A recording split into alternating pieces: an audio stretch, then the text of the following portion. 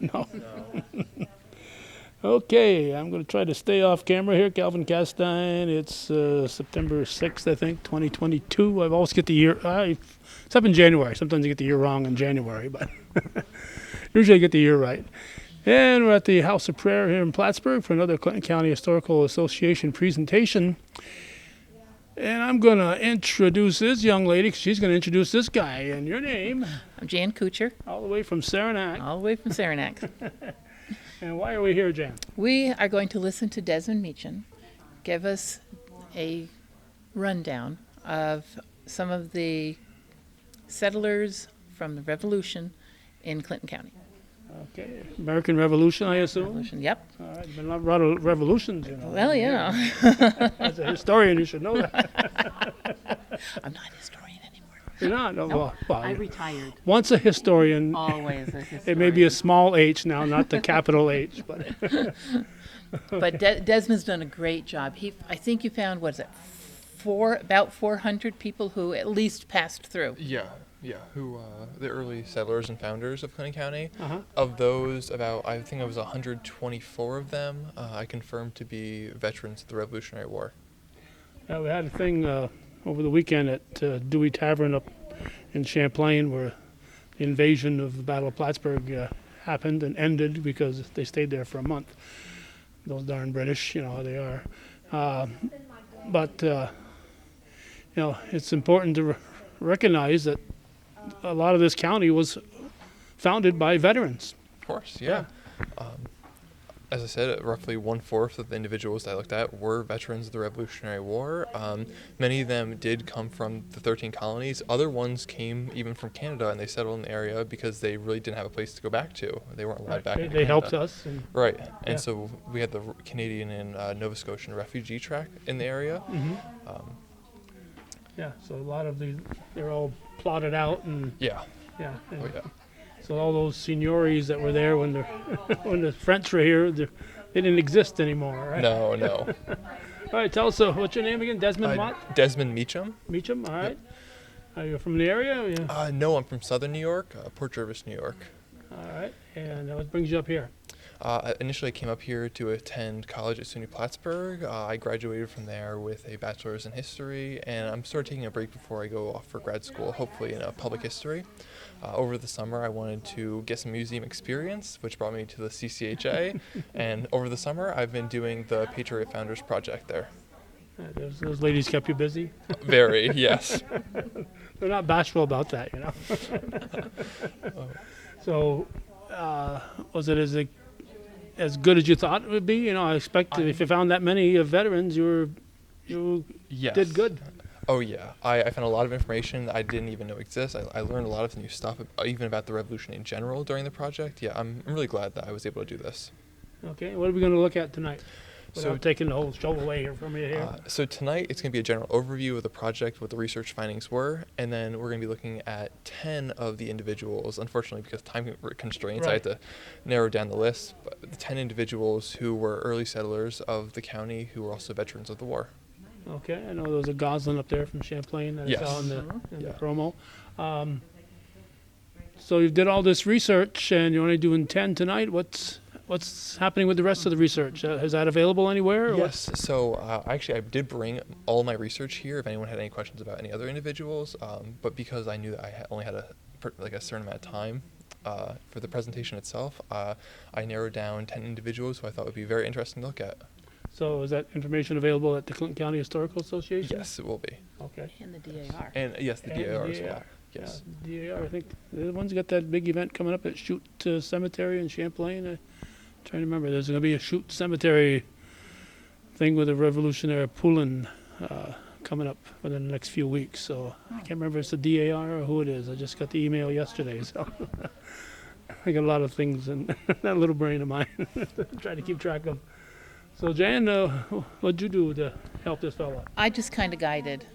And every Wednesday when I came in, I'd go up those stairs, Desmond, I'm here. And Desmond would he'd be so enthusiastic, so excited to share with me what he found. And it was always something new. And, I'm fairly knowledgeable about our history, but he added so much more. he added. You'll hear about it tonight, but just things that I never knew about. And it was real. It was every day. It was something new. Every single time it was something, and it was. He was as excited as I was. He was excited to find it. He was excited to share it. And I think you'll see his excitement comes through. Oh, okay, good. So how would people go to the historical museum and get access to this? What do they have to do? It's on our server. It is on our servers, yes. So But it's not on online. our website. Oh, not on our It's not website. on our website, Oh. but it is accessible. And he does have a list of all of the people that he found. But as I told him, this is a work in progress. It will probably never be done. Completed, yeah. Yeah, because there's just you're always uncovering new things. And, he's looked at all these people, but there's always more to find out about them. As you probably are well aware, in 1790, the Republic of Vermont hadn't really become a state yet, and New York was considering that western part of Vermont to be a part of New York. So the 1790 census done on this side of the lake had certain people. 1790 census done in Alberg and Isle of Mont, because I'm from Champlain, had a same census done, different people, different spellings of the same people. Yep. So it makes it difficult, doesn't it? Because how you spell Meacham isn't going to be the same way I spell Meacham. No, not at all. And that's one thing I found in the project. There were just many individuals who they'd add a letter or drop a letter from their name, one census to the next, one document to the next, and it made it a little difficult tracking down who everyone was really. Yeah, we had a fellow here, Clyde Rabideau Sr., who did a whole lot of research. And the last I'd heard, he was in the 70s as to spellings of the Rabideau name. Oh, yeah. Yeah, so it's just amazing that, you come along, I'm the census taker, you say your name, I write it down, you say it to Jan writes it down, it's a different spelling, and you write it down and you spell it different. And maybe we even read it differently. That's right, well, yeah, so, yeah, there are names that, Yep. yeah, like, I think of Gagnon, Oh, yeah, all those ways. The Gagnon is Gagnon, but Yeah. now, And now so, it looks like Gagnier, too. yeah, that's right, there's Gagners and Gagnos and, But Desmond will have, he has a list of all the people that he's done.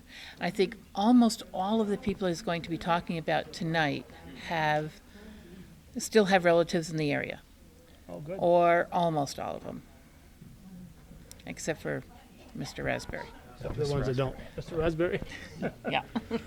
You'll hear about him, too. Oh yeah. I know about Mr. Strawberry, La Framboise. But, so yeah, you'll see. He's got some really good stories. Okay, all right. So anything else that we should know beforehand here? Because you're going to cover it all, right? No, I'm just saying I hope everyone enjoys it. All right, good. I'm glad you put your summer to good use. Thank you. Thank you. No, I never have.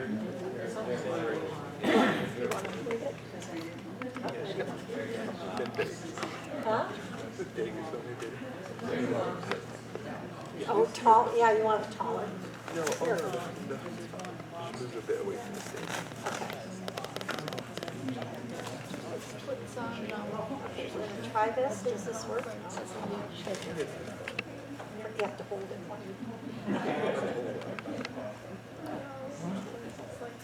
Hello. Welcome. It's 6 o'clock. It's 6:02 actually, and I'd love to start right at 6. And I'm very thrilled about tonight's presentation. We've been CCHA. I'm the Helen Nurska, the director of the Clinton County Historical Association, and Jan Kuchar and I have been had the privilege of working with Desmond Meacham. And he's got a great presentation for us tonight. We're starting our work on the America 250. We're starting to investigate all the aspects, all the things that means to our county. And one of the things is we know that a lot of our towns and hamlets were founded by Revolutionary War veterans. And Desmond has started that research. We had big plans that we were going to know everything by the end of his session with us, but he knows and we know that there's a lot more to learn. So what he's decided to do tonight, and he'll tell you also, is to give you just some a synopsis of, say, 10, right? 10 people that he has found really, really quite interesting, and so have we. Desmond, by the way, is a SUNY Plattsburgh graduate. He just graduated in June or May or in history. And I just was rereading his resume, and he was nominated or given the Outstanding Senior History Major Award at SUNY Plattsburgh. Yes. So, and we've been just had a really great time working with him since June. And I'll turn this over to Desmond now. Hi everyone. This is working, right? Yeah. Right. Hi everyone. So thank you very much for coming here. As Helen introduced, my name is Desmond Meacham. I first came up to this area to attend SUNY Plattsburgh. I honestly didn't know that much about Clinton County when I first came up here. And then as I stayed here for 4 years, I started learning all this really good information about Clinton County that I just had no idea about. And of course, over the summer, I just learned even more about the founders of Clinton County, the people that settled here, our early history. I've really enjoyed working on this project, and I'm really going to enjoy tonight and being able to show everyone here some of the information that I've found and covering just 10 of the individuals, because I found around 124 individuals who are veterans, and I don't think we can cover those tonight. So just with some of the research findings I had, so I covered around 400 named settlers of Clinton County. Around 123 of those were actually confirmed to be veterans of the Revolution. By far, most of them were settlers of Shazy and Plattsburgh. And I found that not everyone who settled in the area actually remained. So for the purposes of the research, I only included individuals who remained in the area for at least 3 years. And I also found that they came from various backgrounds, as well as very different places. Some were from other states in the Union, and others even came from different countries. Canada, of course, but also I found individuals from France, Scotland, Germany as well. Before I get into the 10 individuals, though, I want to get into this topic here, which comes up a bit during the research, so I thought it would be good to introduce it early on instead of kind of like going over it again and again. So the Canadian and Nova Scotian refugees. So what I found was that during the American Revolution, there were a number of French Canadians and Nova Scotians who were sympathetic to the Patriots' cause and joined. Most, though not all of them, joined during the American invasion of Quebec, and they were placed in one of 2 regiments in the army. These were sorry about that. They were called the 1st and 2nd Canadian Regiments, and they were also nicknamed Congress's own regiments because they weren't drawn from any particular state. Because they joined the Patriots, they were officially never allowed to return to Canada. Some did, but for the most part, they remained in the United States because they faced punishment if they returned. And up here in Clinton County, of course, we had the Canadian Nova Scotia Refugee Tract, which had been established for them and their families to live on after the war. And then on our next slide, we have a map that I was able to find of the Canadian Nova Scotian Refugee Tract. You notice that it covers much of northern Clinton County. So on to our first individual is Matthew Adgate II. Adgate was an interesting individual who I found because unlike most of the veterans of the Revolution who I was looking through, he didn't actually serve as a soldier. Due to leg issues that he had, he was prevented from enlisting. Instead, he joined the Albany Committee of Safety when it was first established. The Committees of Safety were these local governments that were sympathetic to the Patriots. They were set up to try to divert power away from the Loyalist governments. And he also joined the 4th Provincial Congress of New York. And while he was a member of that, he had helped draft the original New York State Constitution. He also happened to be appointed as, in Albany County, the Commissioner for Disposal of Estates of Disaffected Persons, which is just a really fancy way of saying that he's the guy that figured out what to do with all the property when the Loyalists fled.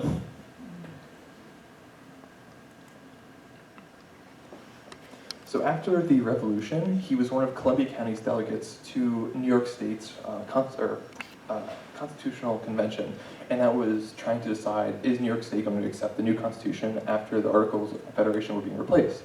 Now, Adgate was actually opposed to the new Constitution. He disagreed with it, and a lot of individuals I noticed who were there at the convention did disagree. They were anti-federalists. However, while they were debating this, they learned that New Hampshire had ratified the Constitution. And as that was the 9th state, they only need 9 states to ratify it. And at that point, he realized that if New York isn't going to ratify it, that's essentially the same as saying we don't want to be part of the Union. And so he turned around and laid down his own support for the Constitution, which of course New York did ratify. He also served in our state assembly for a total of 9 years, and later as a judge in Columbia County for another 8. He was the first individual to settle in Keysville near Rainbow Falls, though when he first settled here in the area, it had been named after him, Adgate Falls. This area here, this picture, I took, Helen and I actually drove out there, and so we took this photo of Rainbow Falls today. It's near the Osceola Chasm Welcome Center, and it's a very beautiful view if any of you want to go check that out. He was also a founder, a recorder, and a deacon of the First Presbyterian Church of Keysville. For our next individual, we have Benjamin Moores. Benjamin Moores, he was actually a member of one of those Canadian regiments that I mentioned before, but he wasn't from Canada. He was born in Massachusetts, and he initially served in other regiments until he was appointed as lieutenant and adjutant in the 2nd Canadian Regiment, which was being commanded by his uncle, Colonel Moses Hazen. He also had a minor appointment for a time in George Washington's Life Guard. It seemed that he had been lauded for his achievements during the war, and Washington was sent like a thing like, hey, you should get this guy just for a couple months. He then returned to the 2nd Canadian Regiment after that, and down below we also have just a list of some of the events that he was involved in, which included the battles of Saratoga and Yorktown, the execution of Major John Andre, for which he was a guard for Andre, and personally disagreed with Andre's execution. He felt that Andre didn't warrant facing death because of his collaboration with Benedict Arnold to try to turn over West Point. And finally, the Hazen's raid in Westchester, which was just this very wild event that I was reading about, where a group of soldiers that were in the 2nd Canadian Regiment were told that they had to go into Westchester, New York, and just cause a lot of mayhem for the British. They captured 52 prisoners, burned down a barrack and several trees, and then destroyed a bridge over the Harlem River. After the Revolution, he came up here to Clinton County because he was appointed by his uncle Hazen to manage the lands that he'd gotten. And he was also here to help establish the settlement in Beekmantown. He also helped bring settlers to the area that today is Altona, but he himself only lived there for a short period before returning to Beekmantown. He was, of course, the county's first sheriff and one of our first commissioners of roads here in Plattsburgh. And he served as the county treasurer from after he got here until his death. He served as a state assemblyman and state senator for 2 years each, and he was an elector in the Electoral College for the elections of 1806 and 1824, 1808 and 1824. And if you're wondering, those are the elections of James Madison and John Quincy Adams. During the War of 1812, he was appointed as Major General of the New York Militia Forces who were stationed on the frontier, the border of Canada, and he led an attempt during the Battle of Plattsburgh to repel British soldiers who were trying to cross the Saranac River at Pike's Cantonment, which had a sort of strange event occurred there where he had failed at keeping the British from crossing the Saranac River. However, he pulled his forces back and they were reinforced with Vermont volunteers. And at that time, both sides had learned that the British had surrendered, the battle was over. But instead of letting the British go, Moores and his men ended up chasing the British, causing the British that they were chasing to just go in this craze, trying to get away. One entire company ended up getting lost in the woods and then found and captured by the Americans. So then our next individual here is Louis Gosselin. So he's the first person on this list who isn't from one of the 13 colonies. He was actually born in Quebec, and he joined the revolution during the American invasion of Quebec. Unfortunately, he didn't serve for very long in the 2nd Canadian Regiment because during the retreat from Quebec, he was captured and he was held in a prison for 2 years. He managed to escape from the prison, and he made it back into Maine, where he learned that Hazen's regiment was in White Plains, New York. So he tried to get down to White Plains, but by the time he got there, Hazen was no longer there. But he did meet General George Washington, and he learned that Washington was organizing a mission to send soldiers from White Plains into Canada. Very unfortunately for Gosselin, he was put right on that mission back into Canada. He eventually managed to rejoin Hazen's regiment in June 1779, where he served until the end of the war. And during the revolution itself, of course, he was there during the invasion of Quebec, a skirmish that occurred near White Plains while he was present there, and then battles at Morrisania, Elizabethtown, and Yorktown. So he settled in Champlain prior to 1790, but I wasn't able to get an exact date for when that was, and he was the first person to build a home there after those of the original settlers. The picture on the side, it doesn't have to do with Gosselin himself, but his brother Clement, who I found was in correspondence with George Washington. He was actually a spy that was working for Washington and trying to recruit Canadians to the Americans' cause. And this letter here is actually dated prior to Louis Gosselin's encounter with Washington at White Plains. So like I'm kind of thinking about like I wonder if they talked about like what was happening with his brother then, if they knew one another.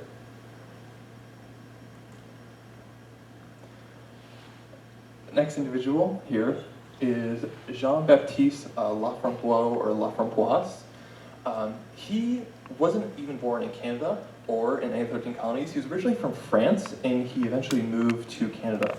He originally came here to the area of Clinton County in 1763 while on a trip, and he thought that the area was beautiful enough that he wanted to eventually live here. He came back in 1768 with his family, and they had founded what eventually would become Hazen. During the 7 Years' War, he actually served as a French soldier in North America at Fort Ticonderoga, which at the time was Fort Carillon, during which he was captured by the British and then held until the end of the war. So unfortunately for the Laframboise family, their home was actually burnt by British troops during the Revolution because Hazen was regarded as a haven for deserters and spies from both sides. So their home ended up being burned down and the family had to flee. They ran into even more trouble when they encountered some American forces who were under Benedict Arnold, who were retreating from Quebec, and they were arrested on suspicion that they were British spies.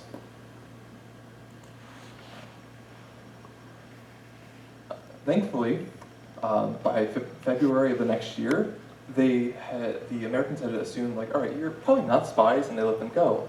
And Laframboise and 3 of his sons ended up joining the revolution. His sons, Jacques and Jean Jr., joined him in the 1st Canadian Regiment. Unfortunately, it does seem that they deserted from the army sometime after December of 1780, and they fled to Canada to wait out the end of the war. Though when they returned to the United States in about 1783, nothing was done about their desertion, and in fact, they were all given lots on the Canadian-Nova Scotian refugee tract in honor of the service that they did perform for the United States. Jean-Baptiste himself actually returned to Hazen to build a new home on what today would be Trombley's Bay, and he planted the first apple orchard in northern New York, which is now part of today's Hazen Orchards, the largest Macintosh apple orchards in the world.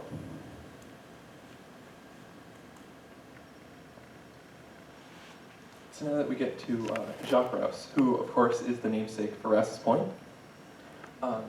What I found about him was very interesting because he was born in Shepard, Nova Scotia, which today is a part of New Brunswick. His father was a French merchant, but his mother was an Acadian in Nova Scotia.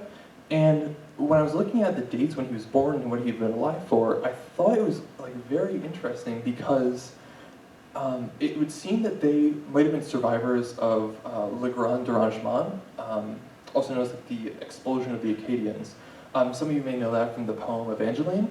And so what happened was that the British, fearful that the Acadians would turn against them and join the British, or join the French during the 7 Years' War, they removed the Acadians from Nova Scotia. And I was unable to find exactly what had happened to the Rouse family at that time, if they did manage to avoid being deported from the area, or if they were deported and then later returned. However, by 1778, he was back in Quebec, and he volunteered with the 2nd Canadian Regiment during the invasion of Quebec. Though officially, he never actually enlisted until very far into the war itself. So he was present, of course, during the Battle of Quebec, and then he retreated at the Battle of Three Rivers back into America. Later fought at Bennington, Long Island, and Saratoga, and it was alleged that he was actually a spy for both sides during the war, that he had been trading information, but he was never actually charged with any of it. And he did eventually settle here in Chazy in 1787 before moving to what would later be Rouse's Point, then a part of Champlain in 1793.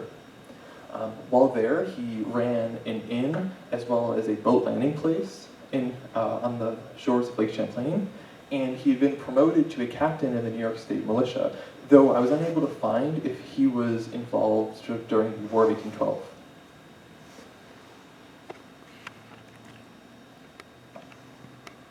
Our next individual is Seth Graves. So Seth Graves originally came from Connecticut, and he served in various regiments throughout the Revolution, but never for a long period of time. He would enlist for short periods before going to another regiment and then another one after that, between 1779 and 1781. After the war, he came to the area between about 1790 and 1800. It's sort of unclear what the year was exactly, and he built Chazy's first grain mill. And he seemed to have owned a lot of property. He had property in both Chazy and Plattsburgh, which involved multiple houses, mills, land. And it's reported that his wife, Mary, was actually the first person to bake a bread loaf using wheat that was grown in ground in Chazy. Another interesting thing that happened involving Seth Graves was this incident in 1818. This settler of the area, Shepard Woodward, unfortunately passed away due to tuberculosis. And there was a large debate about what to do with his body because there was a medical misconception at the time that if someone died of tuberculosis, you had to burn the body or their relatives would just automatically become sick with it. Woodward was buried, and after a very long debate, it was decided that he should be dug up and then cremated, which Seth Graves was personally there to do. And on the map on the side, it's dated 1856.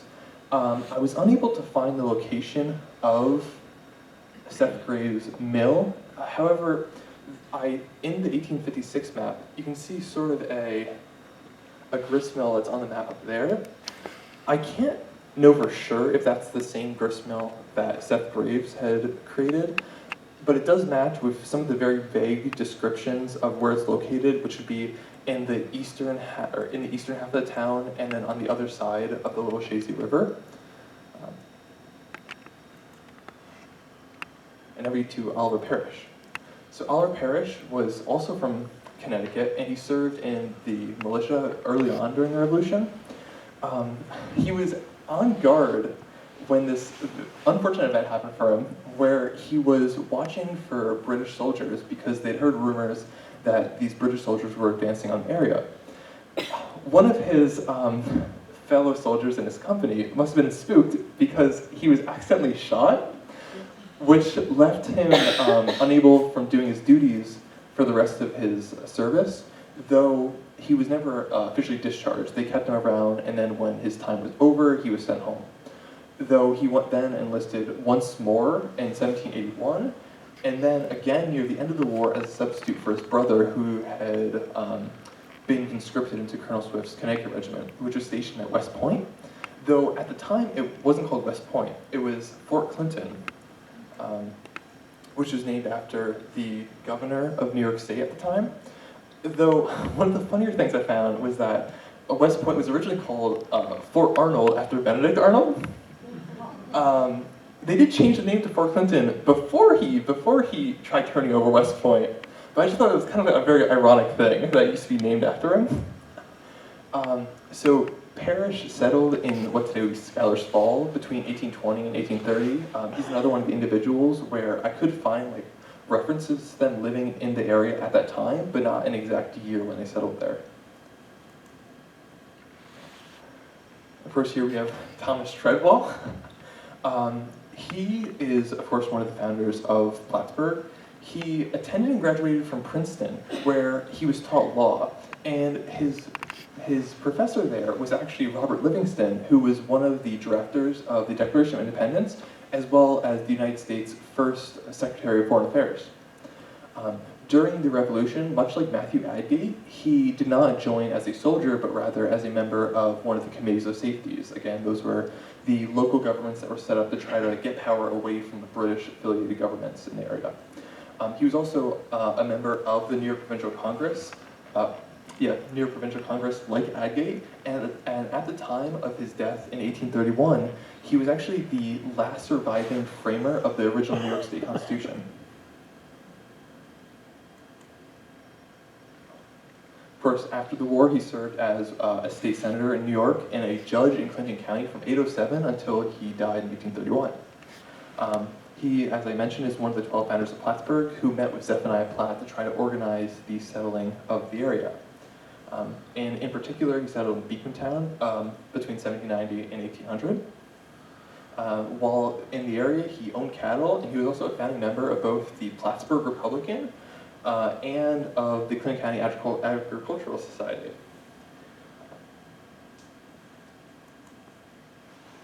And so our final two individuals are the brothers Gilbert and Garrett Thew. So the Thew brothers, they were from Clarkstown, New York, in Rockland County, and they served in Colonel Ann Hawk Hayes' regiment during the Revolution, and their whole goal was patrolling the Hudson River near the area of White Plains. Unfortunately for Gilbert, he was at Slaughter Landing at the Hudson for only 1 week before he was captured by Loyalists. What had happened was, while some other soldiers were on duty guarding, they got tired and were surprised by these Loyalists who took those guards captive and then got the rest of the company captured. They were marched to New York City, and he was held there for several months until there was a prisoner exchange in January. After the war, both brothers came up here and they settled in Ausable, which was at that time part of Plattsburgh. And Gilbert was an overseer for Peru's road work in District 14.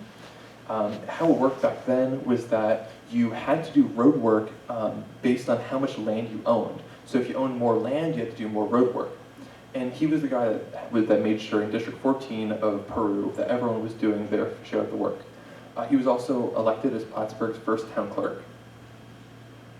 And you can see on the side here that I do have a picture of Gilbert Thew's grave. Unfortunately, Garrett Thew's grave was not in the best shape. You can make it out sort of, but on a screen it kind of doesn't come out very good, unfortunately. And that was our final individuals. I really just want to give a thank you for everyone who came here, who wanted to come and see this presentation, as well as everyone who helped me do the presentation at the CCHA, and everyone else who that kind of listened to me ramble about all these people I was learning about over the summer.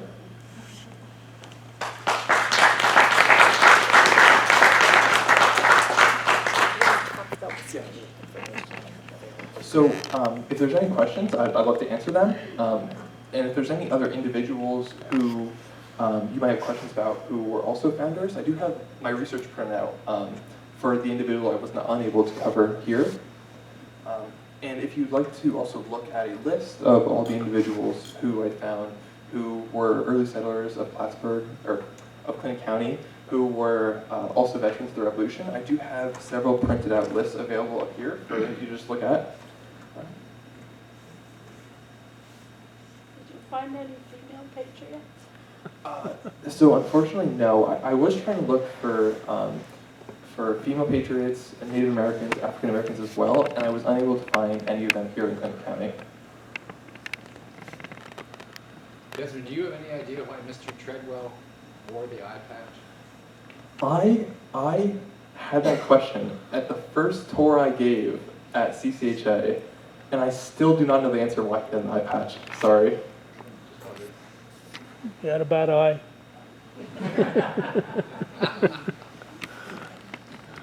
Any questions? Yes. This isn't a question for you, it's more a question for the people in the room. How many people up here do we think know of the Canadian and Nova Scotia refugee check? Aside from the people in the room, is it general knowledge? No. No, only if you're interested in local history.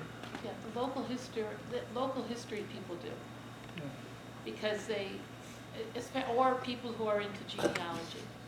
Yeah. They know about it, because anybody who studies or looks at the old maps, they'll see it. That was actually one of the things I was very surprised about. I had no idea that the Canadian Nova Scotian refugee track existed up here. Even in classes I took at SUNY Plattsburgh in the Canadian Studies program, didn't really delve into that part of our history. Do you get much local history at Plattsburgh State? We don't get very much local history at Plattsburgh State. In the Canadian Studies program, one of the professors, are we allowed to say his name, or? You can just say maybe the professor.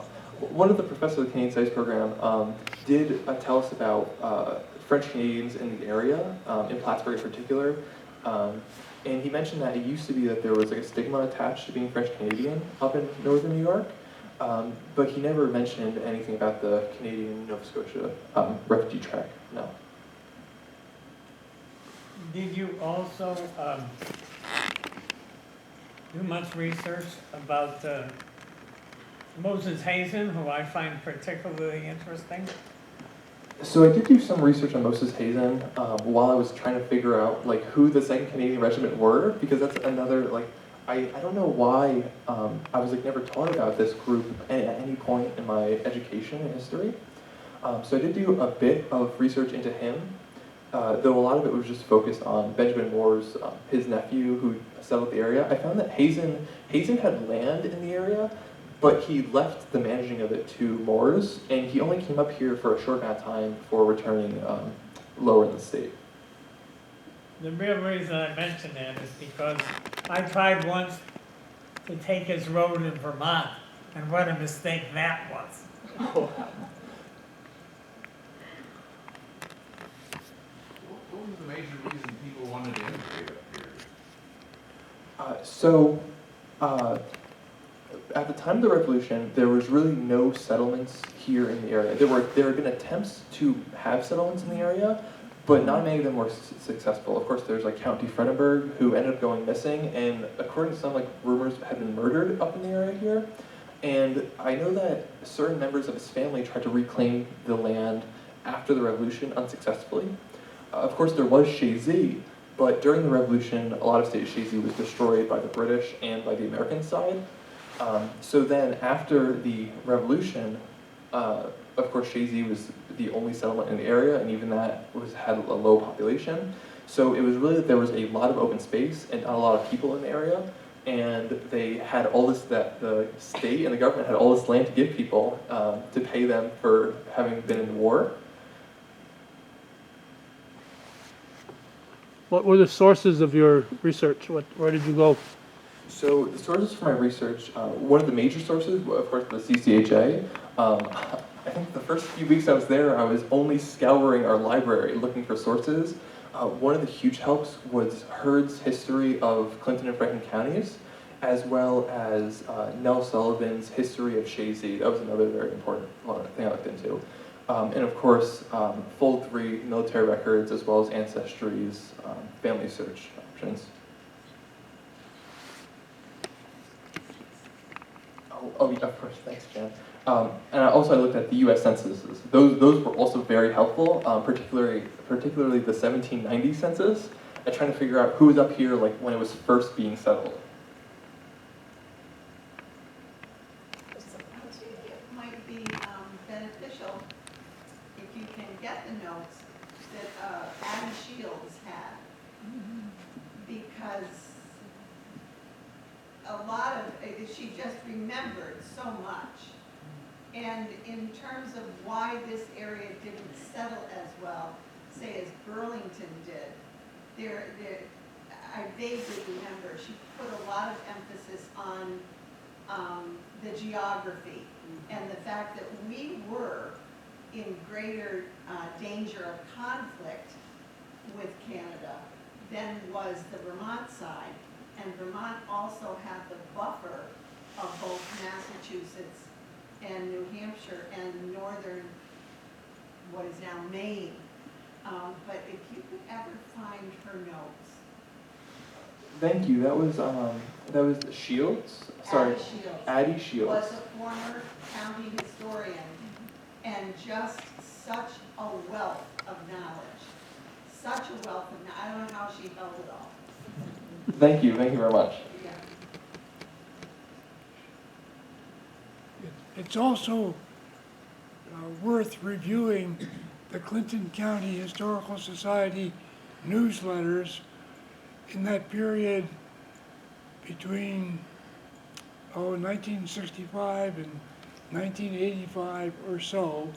I may not have the right years, but when Alan Everest was a professor in history at SUNY Plattsburgh, he would have students write papers on local history, which ended up as issues of the newsletter, which in those days came out monthly. So it's about 20 years of monthly newsletters of student reports on the county. And much of that was original research, because that was Alan Everest's orientation. And it covers the Canadian Nova Scotia refugee tract and many of the personalities that I'm sure you already know about, but it's a good source. Thank you. I actually hadn't looked at any of those. Yeah, they're in, the county has them. Thank you. Yeah.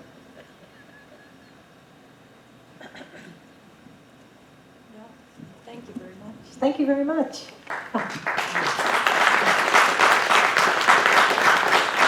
I neglected to mention in the beginning that CCHA worked with off a grant with Desmond, off a grant from the Saratoga chapter of the Daughters of the American Revolution. So we're very grateful to that organization for supporting this research.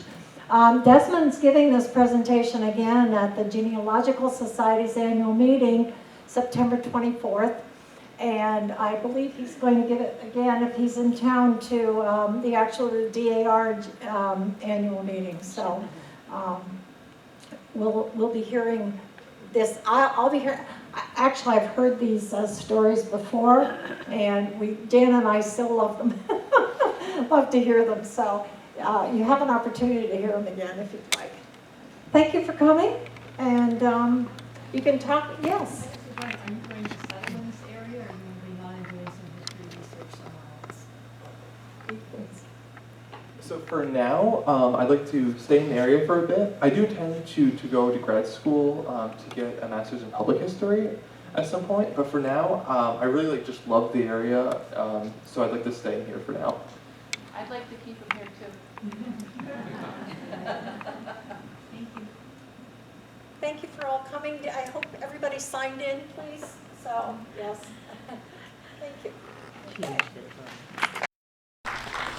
Okay, just an important note, Clinton County was established in 1788.